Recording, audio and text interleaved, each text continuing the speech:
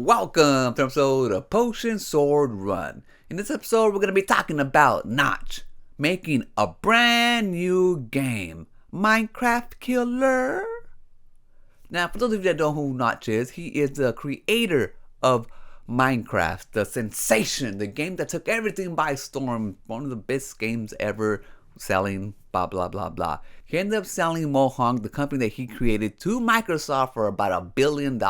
So he ended up being a billionaire after the sale, or close to, after taxes and all that stuff. And he's been pretty much silent since then. He had a little bit of controversies and stuff. I guess Microsoft removed him from the credits. I didn't really get into that story back in the day, but you look at it now and he looks at Microsoft amicably. He has no hard feelings, and he even says it himself in a tweet. But the big news is that he's making a spiritual successor, kind of, to Minecraft, which is huge in itself. Now, it isn't going to be Minecraft 2. It isn't going to just leave off where he left off on Minecraft when he sold it to Microsoft.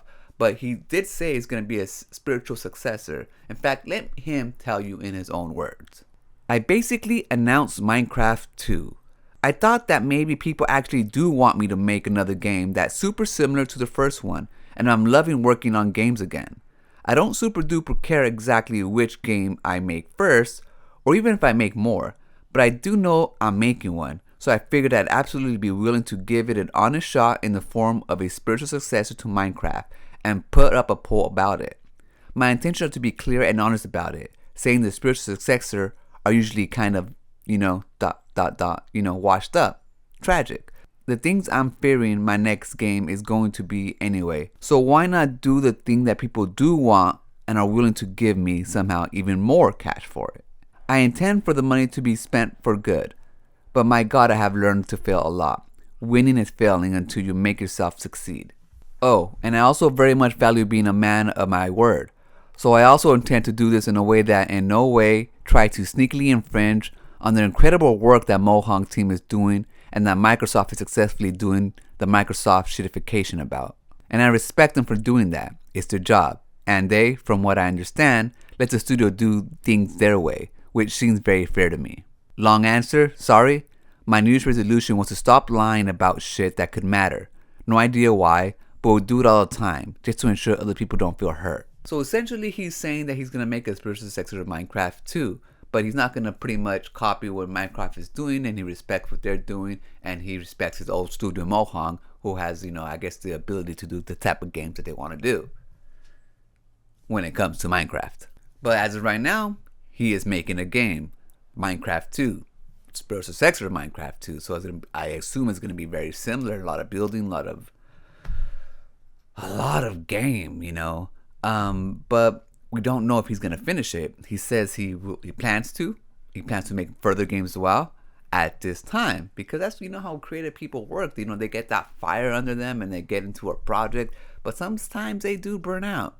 But, he has the money to finish it. I guess he is raising money for it. Or I guess he's, actually going to sell a game. He tends to make money on it.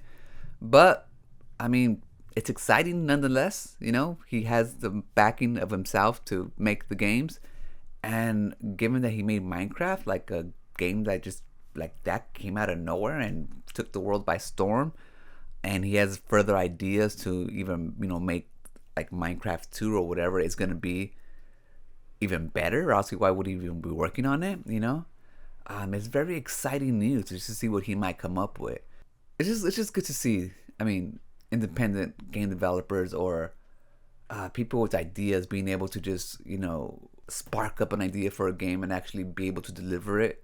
It's like the early days of the independent filmmakers where they couldn't really get into Hollywood and stuff, but through hard work and determination they all just created like their independent films, and we have a lot of those guys now.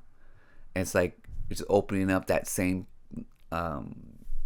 place for video games now. Independent people can come in and hopefully get a good source of crowdedness, community, or that coalesces around their game. Now I know Notch is like a billionaire and has a bunch of money and he's already been there and done that, but I think it's just exciting time for a lot of independent gamers out there.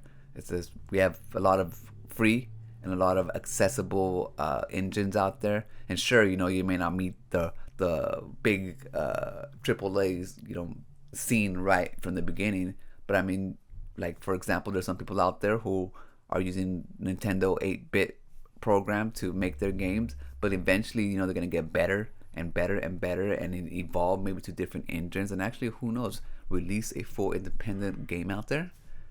I mean, I don't know, it's exciting times for independent gamers out there and independent game makers out there. But this was just like intriguing to me because of his reputation and what he's done before, and just knowing that he has a passion for it again.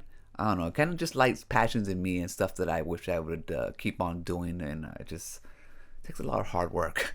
But if I was a billionaire and I didn't have to worry about money or anything of that sort, like everything else was taken care of, then I would definitely put all my creative efforts towards projects and stuff like that. And I think that's probably what keeps me away from doing projects for most of my life, is just the outside pressures that you always feel like you're wasting your time doing things, because if you want to make a great game, it's going to take years. It's not just something you can make within a week or something, unless you're just doing it for fun type of like NES maker type of thing. But like if you're actually gonna pour yourself and your soul and everything you got into a game, I mean, it just takes a lot, or just anything, it takes a lot of time and dedication, repetition, perseverance, and that's a lot of ask for a human being sometimes. Anyways, I know I went on a tangent and everything, but mostly I just want to talk to you guys, about stuff that excites me and want to just nerd out. And even though I never really got into Minecraft, I didn't really get into that whole franchise. I did play it. I own it on my phone, I own it on Xbox. But it's just, I don't know. I like to hear stuff like this. People coming back to gaming and having a passion for it, and someone with that pedigree. I just can't wait to see what to come up with next. So I'm gonna keep an eye on Notch. I started following him on the socials, so I'm gonna see what kind of game he comes up with, and I'll let you guys know. I'm gonna leave it right there. Thank you for geeking out with me and letting me just, talk and talk and talk.